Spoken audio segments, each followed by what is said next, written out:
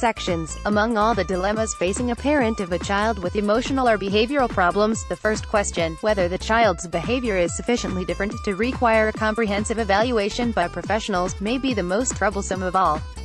Even when a child exhibits negative behaviors, members of a family may not all agree on whether the behaviors are serious. For instance, children who have frequent temper outbursts or who destroy toys may appear to have a serious problem to some parents, while others see the same behavior as asserting independence or showing leadership skills. Every child faces emotional difficulties from time to time, as do adults. Feelings of sadness, loss, or emotional extremes are part of growing up.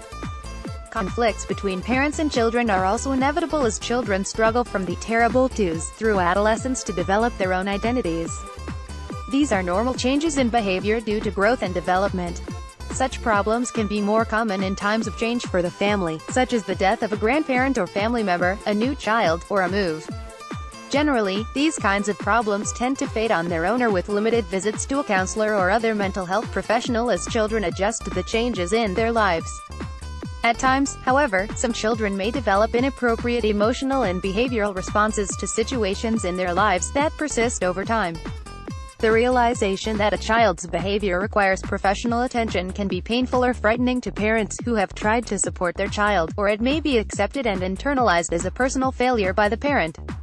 Sometimes parents fear that their child may be inappropriately labeled.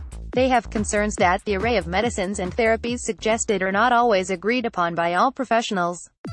Still others become alarmed after obtaining an evaluation for their child only to discover that the evaluator believed emotional disturbances originate in family dynamics and that parenting skills classes were the best way to address the problem. While many parents will concede that they may need to learn new behavior management or communication techniques in order to provide a consistent and rewarding environment for their child, many also express deep anger about the blame that continues to be placed on families with children who behave differently. Where to start before seeking a formal mental health evaluation? Parents may have tried to help their child by talking to friends, relatives, or the child's school. They may try to discover whether others see the same problems and to learn what others suggest. Parents may feel that they also need help in learning better ways of supporting the child through difficult times, and may seek classes to help them sharpen behavior management or conflict resolution skills. Modifications in a child's routine at home or school may help to establish whether some fine-tuning will improve performance or self-esteem.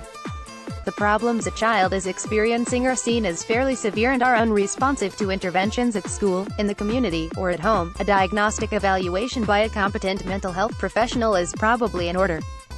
Evaluations provide information that, when combined with what parents know, may lead to a diagnosis of a mental health, emotional, or a behavioral disorder. So what is that magical moment when parents should recognize their child's behavior has surpassed the boundary of what all children do and has become sufficiently alarming to warrant a formal evaluation?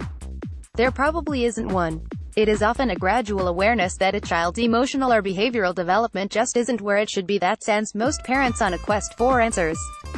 Perhaps the most important question of all for parents of school-age children to consider is, how much distress is your child's problem causing you, the child, or other members of the family?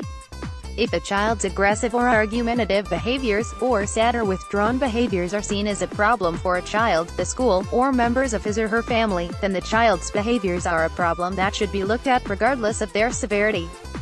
While there is no substitute for parental knowledge, certain guidelines are available to help families make the decision to seek an evaluation. In Help for Your Child, A Parent's Guide to Mental Health Services, Sharon Brem suggests 3 criteria to help in deciding whether a child's behavior is normal or a sign that the youngster needs help. Duration of a troublesome behavior. Does it just go on and on, with no sign that the child is going to outgrow it and progress to a new stage? Intensity of a behavior. While temper tantrums are normal in almost all children, some tantrums could be so extreme that they are frightening to parents and suggest that some specific intervention might be necessary. Parents should pay particular attention to their child's feelings of despair or hopelessness, lack of interest in family, friends, school or other activities once considered enjoyable, or behaviors that are dangerous to the child or to others. Age of the child. Some behavior might be quite normal for a 2-year-old, but observation of other children that age may lead to the conclusion that the behavior in question is not quite right for a 5-year-old. Not all children reach the same emotional milestones at the same age, but extreme deviations from age-appropriate behaviors may well be cause for concern. attempts at self-injury or threats of suicide, violent behaviors, or severe withdrawal